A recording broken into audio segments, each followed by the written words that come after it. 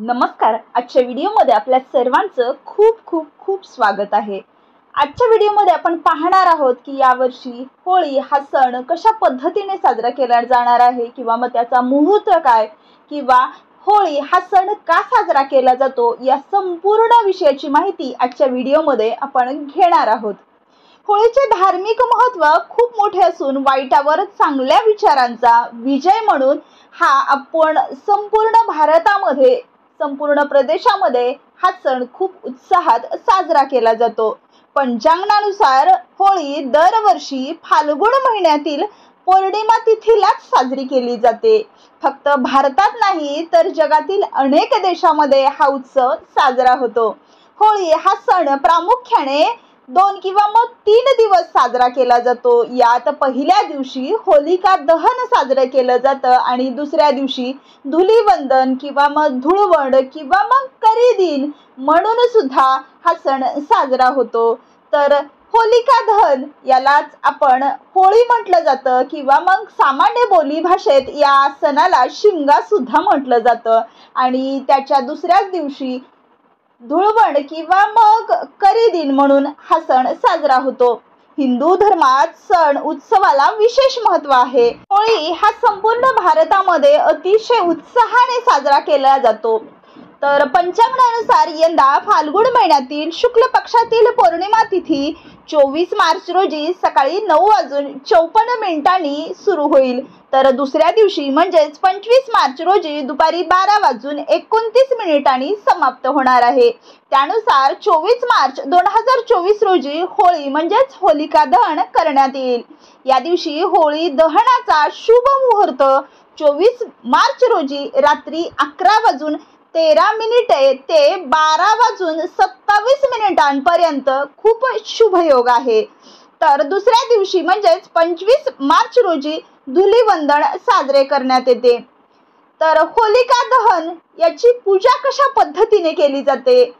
ज्या ठिकाणी होळी बनवायची आहे ती जागा स्वच्छ केली जाते. तर ग्रामीण भागांमध्ये ही होळी संपूर्ण घराघरामध्ये जाऊन गोऱ्या मागून घेतल्या जातात आणि मग ती एक गाव एक होळी केली जाते. ही होळी सार्वजनिक पद्धतीने सुद्धा केली जाते आणि घरच्या घरी सुद्धा होळी साजरी केली जाते. तर शेणाच्या गोऱ्या यथासांग रचल्या जातात. त्याच्या भोवती छान लाकडे रचली जातात. त्यामध्ये एरंडेचं किंवा मग उसाचं झाड रोवलं जातं. त्याला यथासांग पूजा करण्यासाठी सर्व साहित्य गोळा केलं जातं. ही पूजा करण्यासाठी उत्तरेकडे किंवा मग पूर्वेकडे तोंड करून बसलं जातं. या पूजेसाठी लागणारा सगळ्यात महत्त्वाचा पदार्थ तो म्हणजेच पुरणपोळी. होळीच्या दिवशी पुरणपोळीला खूप महत्त्वाचे स्थान आहे. गाईच्या शेणापासून ज्या गोऱ्या बनवल्या जातात त्या यथासांग रचून त्यांची पूजा केली जाते. या पूजेमध्येच भक्त प्रल्हाद यांची मूर्ती सुद्धा काही ठिकाणी बनवली जाते. त्यानंतर देव नरसिंहाचे ध्यान करून रोली, तांदूळ, मिठाई, फुले इत्यादी अर्पण केले जातात. पूजा साहित्यामध्ये रोली, फुले, फुलांच्या माळा, कापूस माळा, गूळ, हळकुंड, मूग, बताशे, नारळ, गुलाल किंवा मग 5 प्रकारची धान्य किंवा मग एका भांड्यात पाणी घेतलं जातं. त्यानंतर विधीपूर्वक पूजा करून भक्त प्रल्हादाचे नाव घेतले जाते आणि फुले अर्पण केली जातात. या ठिकाणी तुम्ही फुलांचा हार सुद्धा अर्पण करू शकता किंवा मग साखरेचा हार सुद्धा अर्पण करू शकता. त्यालाच गाठी असं म्हटलं जातं. तर गाठीला होळी आणि गुढीपाडवा या दिवशीच खूप महत्त्वाचे स्थान आहे. यावेळी होलिका आणि नरसिंह देवाची देखील पूजा करून नंतरच होळीला 5 किंवा 7 प्रदक्षिणा घातल्या जातात आणि अशी प्रार्थना केली जाते की आपली जी पुढील पिढी आहे किंवा घरामध्ये सुख शांती समृद्धी नांदू दे, चांगले आरोग्य लाभू दे किंवा मग आपल्या घरातील चांगली भरभराट होऊ दे. नंतर हातात पाणी घेऊन मी व माझे कुटुंब यांना सुख शांती मिळू दे म्हणून होळीचे पूजन करतो असा संकल्प केला जातो आणि घरातील विस्तवाने होळी पेटवली जाते. त्यानंतर होळीला 3, 5 किंवा 7 प्रदक्षिणा घातल्या जातात. काही ठिकाणी ताट आणि चमचा वाजवण्याची प्रथा आहे तर काही ठिकाणी ग्रामीण भागामध्ये तोंडावरती हात मारण्याची म्हणजेच बोंबलण्याची सुद्धा प्रथा आहे.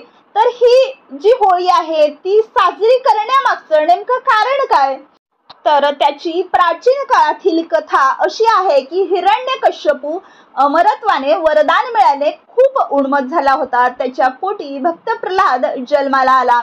अत्यंत विष्णू भक्त प्रल्हादाला मारण्यासाठी हिरण्यकश्यपूने आपली बहीण होलिका हिला प्रल्हादाला मांडीवर घेऊन चितेवर बसण्यास सांगितले. तिला अग्नीपासून भय नव्हते, कारण तिला साक्षात विष्णूने असा वर दिला होता की तिला अग्नी जाळू शकत नाही. तेव्हा प्रत्यक्षात विष्णूचे नामस्मरण करणारा प्रल्हाद चितेवर जळताना सुखरूप राहिला, पण होलिका मात्र जळून भस्मसात झाली.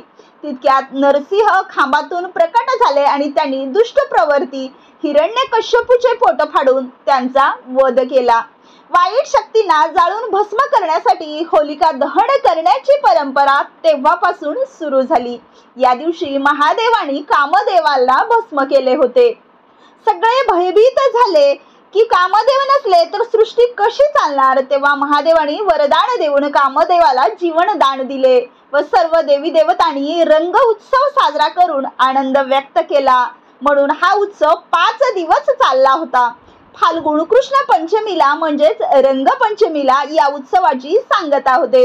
रंगपंचमी म्हणजे साक्षात कृष्ण आणि राधेचा रंग खेळण्याचा दिवस. या दिवशी सर्व देव रंग खेळतात. चांदीच्या पिचकारीतून केशराचे पाणी शिंपडले जाते. आजही ब्रिजभूमी इथे मोठ्या प्रमाणात रंग खेळला जातो. तऱ्हेतऱ्हेच्या फुलाचे रंग गुलाल याने राधाकृष्ण होळी खेळतात असा समज आहे. या दिवशी माता लक्ष्मीचे पूजन केले जाते. हळूहळू या सणाचे रूप बदलून केवळ 2 दिवसाचा उत्सव साजरा करण्यात येऊ लागला. होलिका दहनाच्या दुसऱ्या दिवशी धुळवण किंवा मग धुलीवंदन किंवा करीदिन असे म्हटले जाते. मुळात होळी या सणाचा अर्थच आहे की वाईट विचारांवरती चांगल्या विचाराचा विजय होणे किंवा वाईट प्रवृत्तीचा होळीमध्ये नाश होणे, यासाठीच होळी पेटविली जाते. तर या वर्षी म्हणजेच वर्षातील पहिले चंद्रग्रहण सुद्धा आलेले आहे आणि हिंदू पंचांगानुसार महिन्याच्या शुक्ल पक्षाच्या पौर्णिमेला 25 मार्च रोजी चंद्रग्रहण असणार आहे. चंद्रग्रहणाची वेळ ही सकाळी 10:23 पासून दुपारी 3:02 पर्यंत आहे. या वर्षातील हे पहिले चंद्रग्रहण आहे. ते भारतात दिसणार नाही, त्यामुळे भारतीयांना सूतक काळ पाळला नाही तरी सुद्धा चालेल. त्याशिवाय ग्रहणाच्या किंवा मग होळी सणावर काहीही परिणाम होणार नाही असं धार्मिक शास्त्रात सांगण्यात आलेलं आहे. हा योग निव्वळ 100 वर्षांनी आलेला आहे, कारण होळीच्या दिवशी चंद्रग्रहण यापूर्वी कधीही आलेलं नव्हतं. तर हा चंद्रग्रहणाचा काळ जो आहे तो 100 वर्षांनी आलेला आहे. होळी ही तर हा होळीचा सण किंवा याची माहिती जर तुम्हाला आवडली असेल तर लाईक, शेअर आणि सबस्क्राईब नक्कीच करा. धन्यवाद.